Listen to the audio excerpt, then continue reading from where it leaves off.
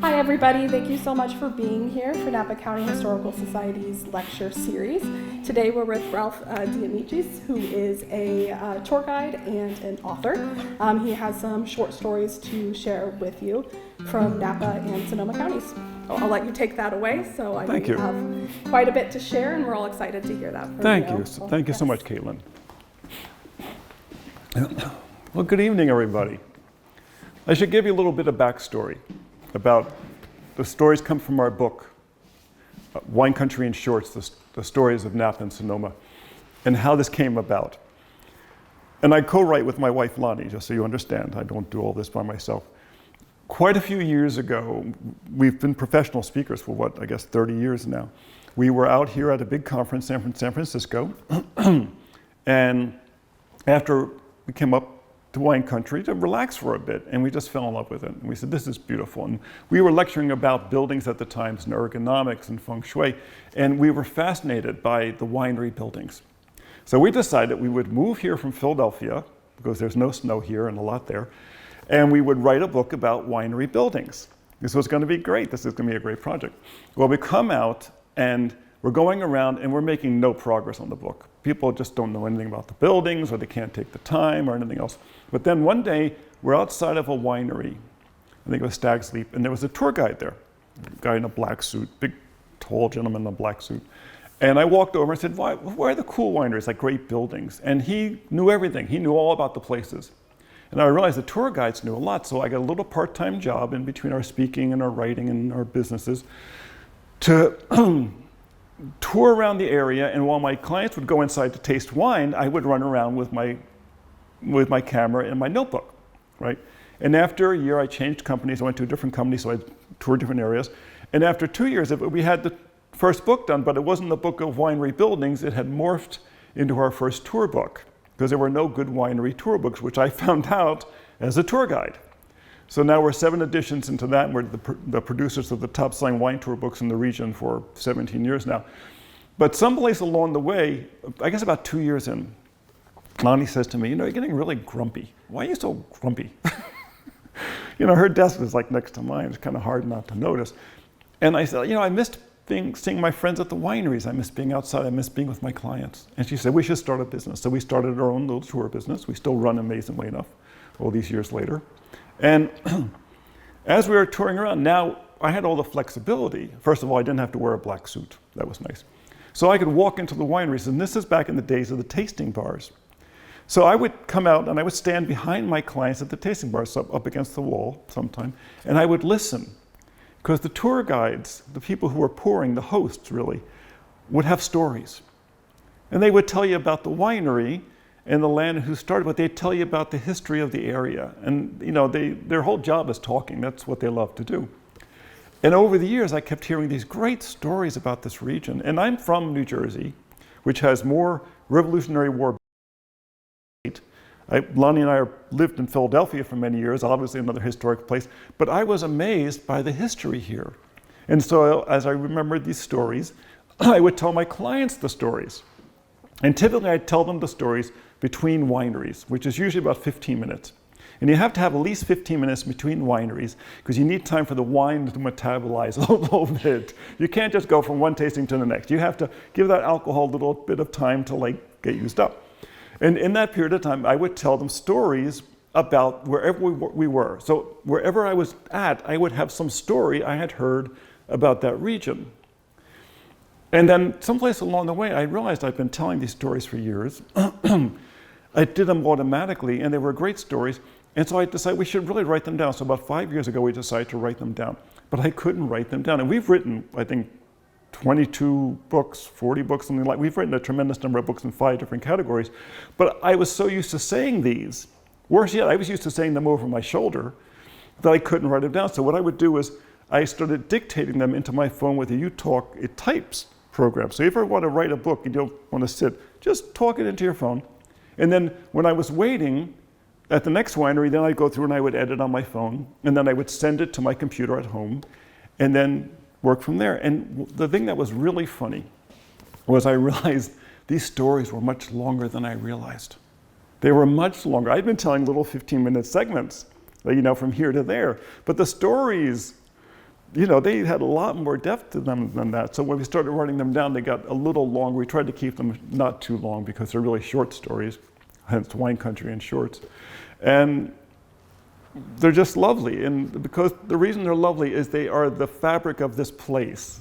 It's the way that this place, which was once the ends of the earth, this is where you sent your redheaded stepchild to go. See how they do, because if they do great, that's fantastic. If we would never hear from them again, well, that's okay.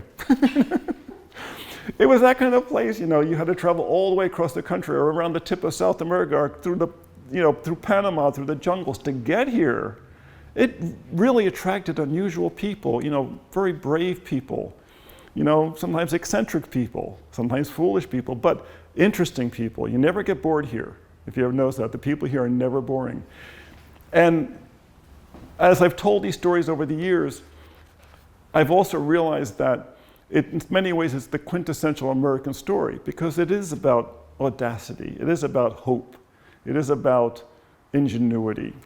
And so I'm going to share parts of different stories with you. I'm not going to read one whole story because I want you to get an idea of the scope of this. One of my favorite stories, and I always like to start with, is of course the Golden Gate. And the Golden Gate's a funny story because everyone comes in out there and go over the bridge. It's one of the most photographed bridges in the world, right? People don't realize it was very hard to find. In fact, the Spanish knew it was there. They knew there was an inlet to a bay there when they came past, but they probably passed it on the way back from the Philippines. Because what they would do is they would leave the coast of Mexico, they would sail across 6,000 miles across the Pacific to the Philippine Islands, the Spice Islands, get their spice, and then follow the northern route back, the currents, back to the coast, and they would land typically along the coast of Northern California. Then they would sail all the way back down again to Mexico to transport it overland to send it back to Spain. This is how valuable these spices were. Well, when they came down the coast, they knew there was a bay there, but they couldn't find it. Why? First of all, the fog, right? The fog is just horrendous sometimes. Second of all, it's only a mile wide. The opening at the Golden Gate is only a mile wide. And if you're offshore, you see basically the hills of Berkeley behind it, Alcatraz Island and Angel Island, and it looks like a solid wall. Then to make it worse, the two biggest rivers in the state both come out through there, so the water has whirlpools and swirls, and they'll take a little boat down. And just to make it more entertaining, right off the coast there is where the great white sharks mate. So it's shark-infested, tumultuous, fog-bound waters, and you can't see anything anyway when you can see it. So there was no way they could see it because they stayed far offshore. The way they finally found it, and why did they know it was there? I forgot to mention that. The Chinese treasure fleets had mapped the world in the early 1400s. 7 fleets went out. It was sent out by the emperor who built a major portion of the Great Wall, who built a major portion of the Grand Canal. He basically enslaved millions of people in order to do this, built 7 fleets out of teak, and sent them all over the world to map the world. And they mapped the coast of California. They found the Golden Gate, they found the bay, they traveled all the way up to Sacramento. In fact, they found a teak ship under the silt in Sacramento with rice still in the holds. And when the Spanish arrived there, the native people were growing rice. And they taught the Spanish how to grow rice. These were part of the tribes. Back in the 1800s, an anthropologist who was paid by the state found a tribe in the Russian River Valley that only spoke Chinese. These were all the sailors who were left behind. When the Spanish arrived here in the 1500s, they reported seeing junks sailing off the coast. They knew the junks from the Indian Ocean. They'd seen them there. But these were the sailors who were left behind who built their style of boats. So when the Chinese came back, they created these maps, they created these charts, and one of the places where they found them was in Calcutta. That was established as a Chinese trading base along the coast of India. The Venetians traded through there. They brought the maps, the charts back to Venice. Prince Henry the Navigator of Portugal, in disguise, went to Venice and smuggled them out, brought them back to Portugal, and started a sailing school. And using this, they sailed around Africa to the Spice Islands, because otherwise you had to go through the Arabian lands and it was too expensive, it was too controlled by other people. They went around it. They went from being the poorest country in Europe to being one of the wealthiest in 50 years. from this navigation, but this was all the Chinese. So the Spanish, by this point, they had these charts. They knew it was there. They just couldn't find it. Finally, in 1776, kind of a notable year, there's a group of soldiers and one Franciscan father down in Half Moon Bay, and he sends them north. He said, go out to Point Reyes, because we know Point Reyes is there because Sir Francis Drake landed there. So go up and find it. And remember, Sir Francis Drake landed along the coast, claimed it for England, missed the Golden Gate by like 10 miles, right? And you had to realize, for these captains, all they really wanted to do was find a great bay with wonderful rivers, because that would make their fortune. 10 miles. All you had to do is take a walk. He would have found like the world's greatest bay, right? 10 miles. So the soldiers are going north, and they're told to go to Point Reyes, and they get up to the inlet, and they can't find a way to get across. They don't have a boat. They're not sailors. And they're really upset because they've been told to go to Point Reyes. They can't get there. They go back, they're like crestfallen. They said, we're so sorry we couldn't get there. There was water in the way. He reports this back. They've realized they found the Golden Gate. They found the entranceway, right? So what happens next? They need to send a ship. They know where it is, so they're going to send a ship up. They had this packet. Packet is a supply ship, and this supply ship is ready to go up the coast and supply Monterey, and they're going to have the captain look for this at the same time. One problem, the experienced captain, for some reason, goes crazy. He loses his mind. They have to carry him off the ship. So they put the person in charge, the 21-year-old lieutenant, right? Tell him, go up north, find this, right? They're sending him to this maelstrom with sharks and, tumultuous waters, but go find it, right? But he's young. So they go up and they find the entranceway, they dock off there, he sends his first mate in, and the first mate goes around, he comes back and says, there's a big bay there. They go in, and they spend weeks and weeks mapping the bay using longboats and befriending the local tribes. But that's how they found it finally, thanks to the Chinese. They literally fell over it. So, and of course, poor Sir Francis Drake, right? He went all the way around the globe looking for something like this and missed it for 10 miles. And to make it even worse, they have to name the hotel for him in San Francisco, right? Really? Insult to injury. But on the other hand, they've been using his name for years, so if he did come back, I'm sure he could get the best suite, right? Don't you think? So, raid the minibar. He was a bit of a pirate. So I love the Golden Gate story because, it's the most photographed bridge in the world practically, and yet the story behind it is just really remarkable. Now, another story I love because it ties in different cultures is the story of the Silverado Trail. The Silverado Trail is really unique, and it wasn't always called that, but it travels up along the eastern side of the Napa Valley, up against the hills, the dry part of the hills. And you always kind of wonder why it's there, and everyone who comes there, everyone goes up Highway 29, which is known as St. Helena Highway, which you would know if you drew as many maps as I did on all of our tour books. But everyone goes up there and then gets stuck into traffic, and all the smart people, the locals, they all take the Silverado Trail back and forth. But the Silverado Trail was the original trail. That's what was originally there, and why? The name Napa, people say, well, Napa was the name of a village, and Napa was this and that, but outside the region, for the other tribes, Napa meant bear. And it didn't just mean bear, it meant grizzly bear. It meant the big bears, right? Why? Because this area had the biggest population of grizzly bears anyone had ever seen, right? So the tribe who lived with them had to be pretty fierce, which is why the Spanish called them guapo, or guapo, for fierce. So why did they use the trail over there? Because the bears didn't like that neighborhood. The bears, it's like, where does the 500-pound bear go? Wherever they want to go. Where's the grizzly bear go? Wherever they feel like, right? And they liked the valley floor.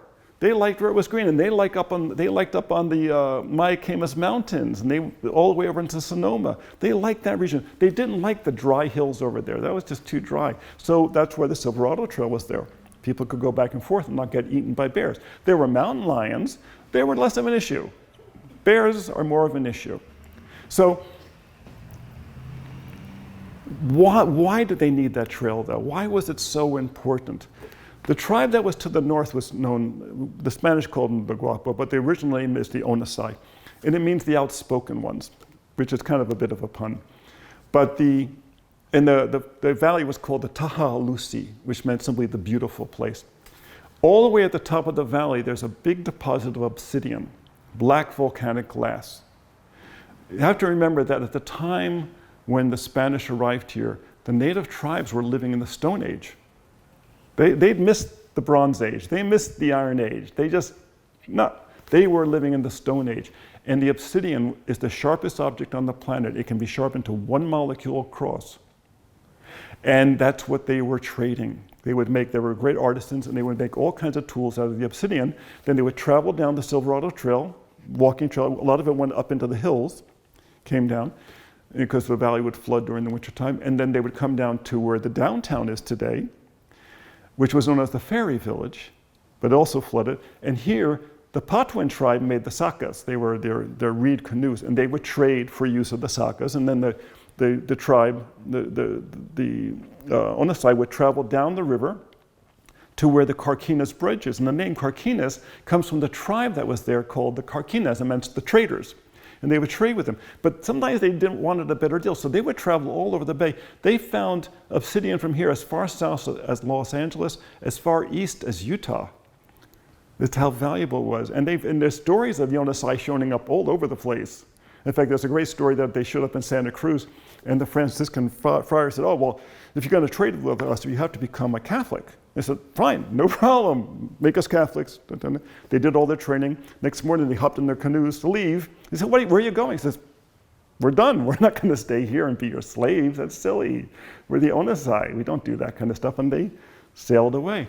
They were very, very fierce. But on the other hand, I always think the name Onasai is funny. It means the outspoken ones.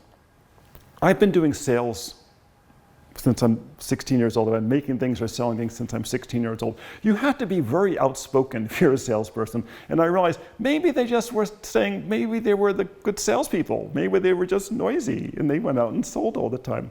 But they would travel back and forth up and down this trail. Now, later on, during the gold rush, one of the things they needed was mercury, because mercury is used for pulling the gold, separating the gold dust from the ore. They found there's quite a bit of mercury inside the valley, and they found large deposits of it all the way at the top of the mountain, what we call Mount St. Helena today. The original name of it was Mayacamas, which meant many springs, and as we know, right around the base of it is all the Calistoga Springs. So when they would travel up, in fact, they'd go on the trail, and eventually they established that into a road, and that became known as the Silverado Trail. And there's two different stories to that. In wine country, there's always three versions to any story, just so you understand. People drink a lot here, it's a middle, but there's also time changes the story. The original thing they were mining was mercury. The name of mercury at the time was quicksilver. So it became the Silverado Trail. Then, of course, later on, they discovered silver on the hills, and it really got stuck as Silverado. Now, one of the stories I love that relates to this beautifully is the fact that Mercury, the planet Mercury, is always considered the patron saint or patron planet of writers and healers. And as we know, in the 1800s, this was the major spa. This was the health spa for the West Coast. Everyone came here to get their health back. And two of the people who came to get their health back were Robert Louis Stevenson and Fanny Stevenson. The story is interesting because Robert and Fanny met in England, and he was very much in love with her and asked her to marry him. And the fact that he was skinny and smoked too much and drank too much and probably didn't have much money was probably not the reason that she said no. That would be enough of a reason, but the reason that she said no was she was already married, and her husband was back here in California. And she was planning on getting a divorce, but she said no, and so she left. Gets on the sailing ship, lands in New York City, takes passage across the country, arrives here, skin and bones. He's a man, Robert Louis Stevenson's a poet. He's a poet in love. I mean, he follows her. He has to raise the money, he follows her across the ocean, across the country, arrives, skin and bones also. Finds her, she says, okay, I'm divorcing my husband. She divorces her husband, they get married, they have their first night of their married life in the Palace Hotel. All their friends say to us, you two look like death warmed over. You have to get your health back. Go up to Napa. That's where people get their health back these days. It's good air, it's good water, good food. So they go up and they stay at the St. Helena Hotel. The building is still there. And, but after a week, they can't afford to stay. That's $10 a week. That's a lot of money. And some people there tell them about a cabin up on, a 2-story cabin up on St. Helena, on the Mount St. Helena. And so they go up there and they camp out. And this was their first home as a married couple. And they were there for several months. And they traveled all over the area. And the thing that's kind of remarkable to me, and you have to realize I'm a tour guide. I didn't intend to become a tour guide. I kind of backed my way into this profession, but I'm a tour guide. And the way they got around was because people befriended them. There was a stagecoach line that ran up and down the Silverado Trail. And there was a particular stagecoach driver who was very tall, which in those days would have been known as Long something. His name was John. So he was known as Long John, and because he ran the Silverado line, he was called Long John Silverado. And of course, as we know from the famous Treasure Island, that's the name of the pirate. Now, Lookout Mountain was based upon St. Helena, their first home, right?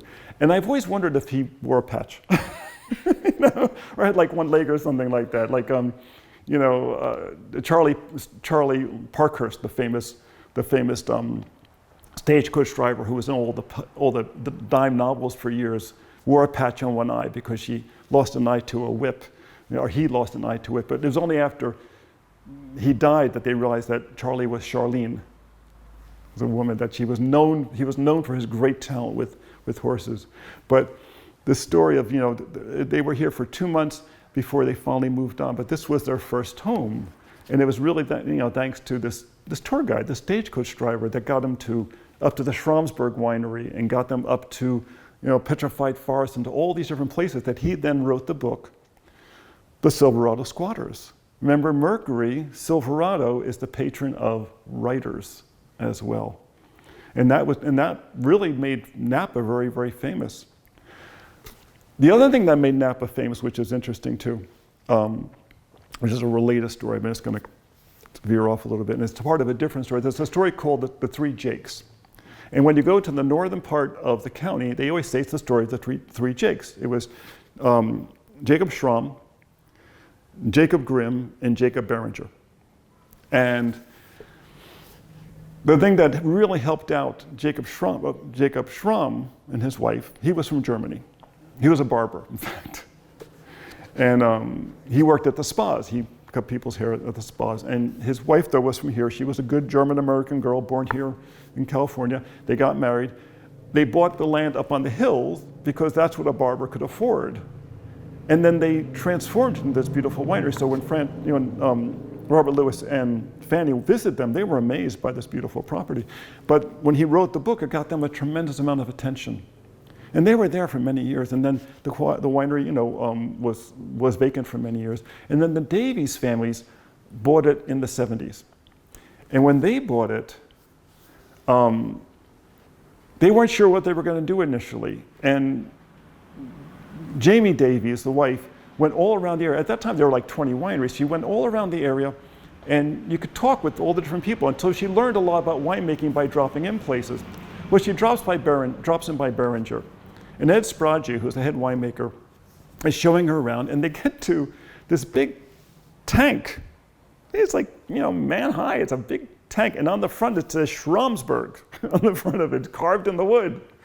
And she says, what's this? What's this doing here? Oh, said, well, there's a story that goes with that.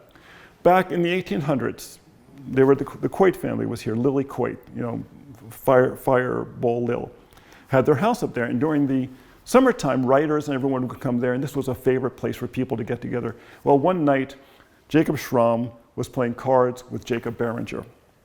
And Jacob Schramm had a really good hand, but was getting a little low on cash. So he bet these two tanks. Jacob Berenger had a better hand. And the next day, they were carted off to Berenger. They'd been there since the 1800s, right? She says, can I buy these from you, please? Can I buy them? No, they're not for sale. What he didn't tell Jamie was that they were just making a deal at that time, selling to Nestle.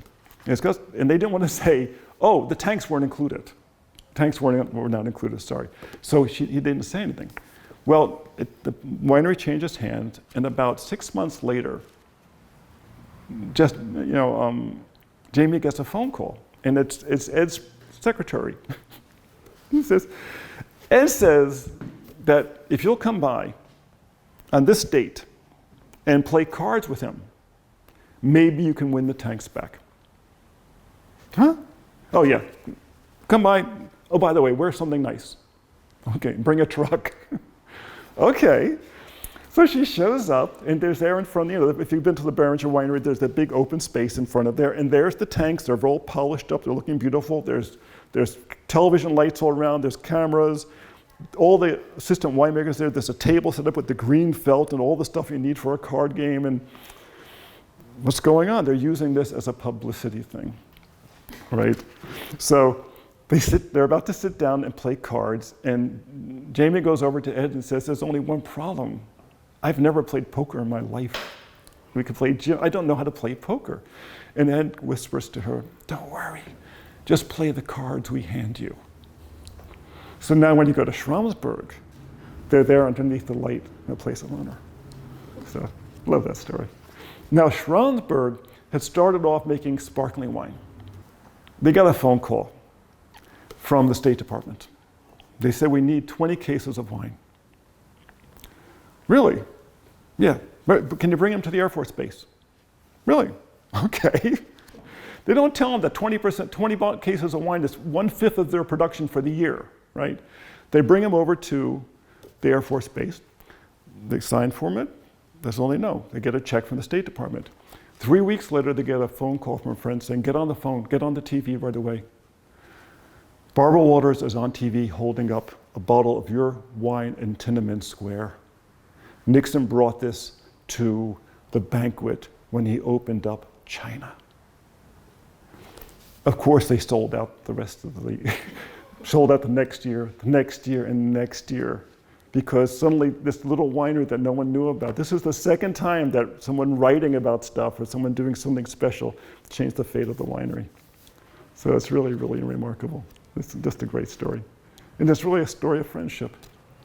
Okay. Thank you so much, Ralph. We really appreciate it. That was really interesting. And thank you, Lonnie, for recording. This talk will be available so after editing. So please check out our website, social media for that. And I'll be making my station debut. So, Thank you. Yeah, so it'll be available there as well. And coming up here, we have on February 28th, a siren. On February 28th, we have Gather at the Goodman with Napa County Landmarks. That will be a talk right here about our current exhibit, the Valley Beautiful Architecture. And then the final Gather at the Goodman will be March 14th. Information can be found at napahistory.org. And then on March 1st, we'll be at the Women's History Crawl in Sonoma Barracks, or at the Sonoma Barracks, I should say. So look for us there, and we hope to see you there. And thank you, everybody, for joining us tonight. And thank you again. Oh, thank you. Yes. It was a pleasure. Okay. Okay. I guess I'm not doing the other 15 stories.